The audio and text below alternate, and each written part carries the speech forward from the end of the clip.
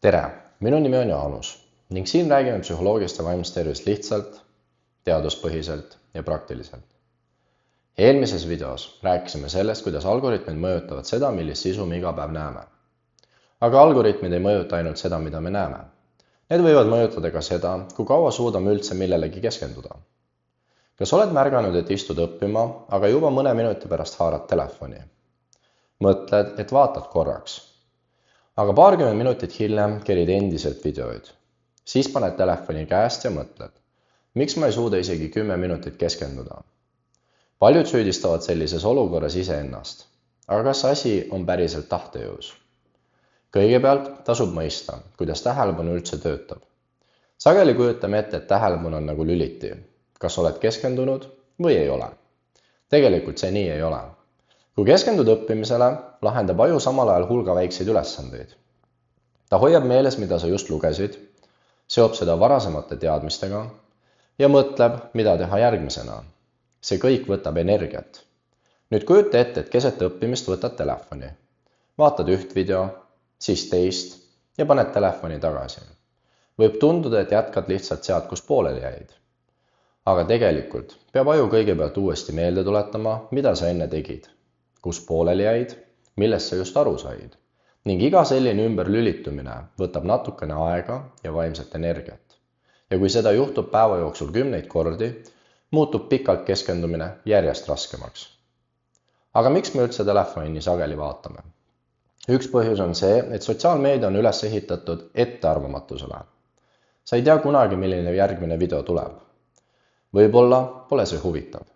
Aga võib-olla on see kõige naljakam või kõige üllatavam video, mida täna näed. Just see teadmatus hoiab meid edasi kerimas, kuna meie aju armastab uudsust.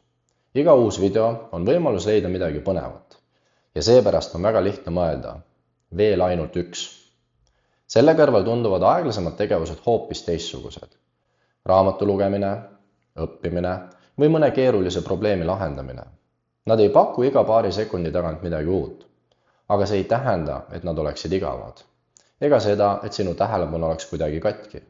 See tähendab lihtsalt, et aju on mõnda aega harjunud palju kiirema tempoga. See võib mõjutada ka vaimset tervist. Kui proovid õppida, aga keskendumine ei õnnestu, on lihtne hakata ennast süüdistama.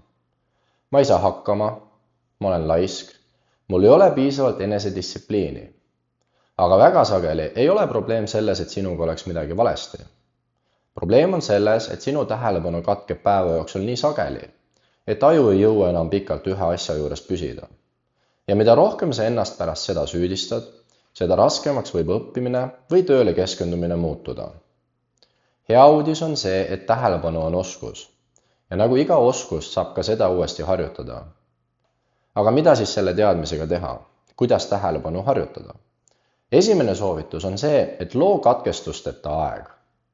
Kui pead õppima või tegema mõnda tähtsat tööd, pane telefon mõneks ajaks silma alt ära.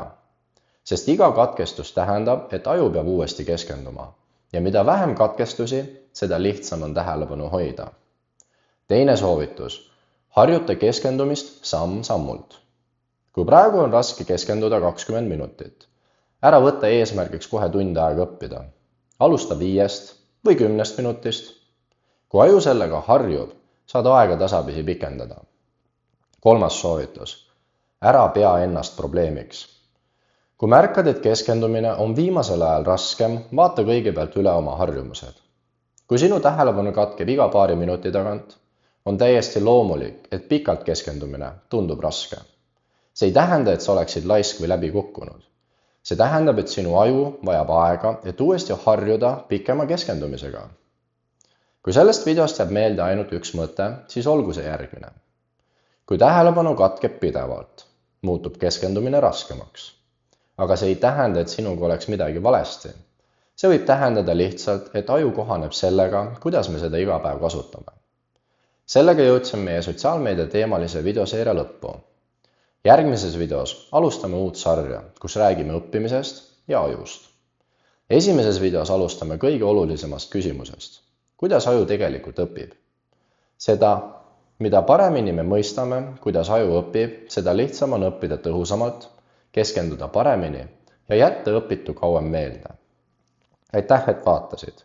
Vaimsest tervisest rääkimine ei lahenda probleeme üleöö, kuid aitab meil iseennast paremini mõista.